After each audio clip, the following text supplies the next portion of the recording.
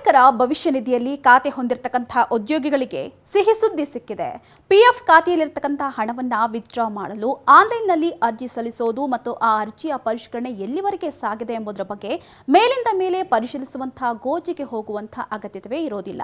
ಯಾಕಂತ ಹೇಳಿದ್ರೆ ಸದ್ಯದಲ್ಲಿಯೇ ಯುಪಿಐ ಪಾವತಿ ವಿಧಾನದ ಮೂಲಕ Google pay, phone pay, Paytm ಇತ್ಯಾದಿಗಳ ಮೂಲಕ ಪಿಎಫ್ ಹಣವನ್ನು ವಿತ್ಡ್ರಾ ಮಾಡಿಕೊಳ್ಳುವಂತಹ ಸೌಲಭ್ಯ ಸದ್ಯದಲ್ಲೇ ಸಿಗಲಿದೆಯಂತೆ.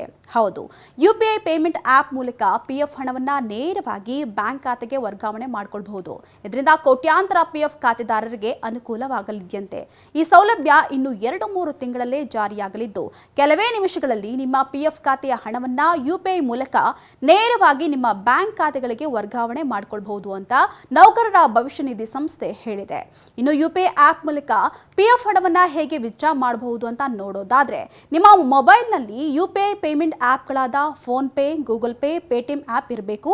ಇದರಲ್ಲಿ ನಿಮ್ಮ ಹೆಸರು ಹಾಗೆ ಬ್ಯಾಂಕ್ ಖಾತೆಗಳ ವಿವರವನ್ನು ನೀಡಬೇಕು. ಅದರಲ್ಲಿ ಇಪಿಎಫ್ಒ ಟ್ರಾವೆಲ್ ಎಂಬಂತ ಹೊಸ ಆಪ್ಷನ್ ಇರಲಿದ್ದು ಅದನ್ನು ಟ್ಯಾಪ್ ಮಾಡಬೇಕು. ಅದರಲ್ಲಿ ನಿಮ್ಮ ಯುಎನ್ ನಂಬರನ್ನು ನಮೂದಿಸಿದರೆ ನಿಮ್ಮ ಹಣ ಸಿಗಲಿದೆ.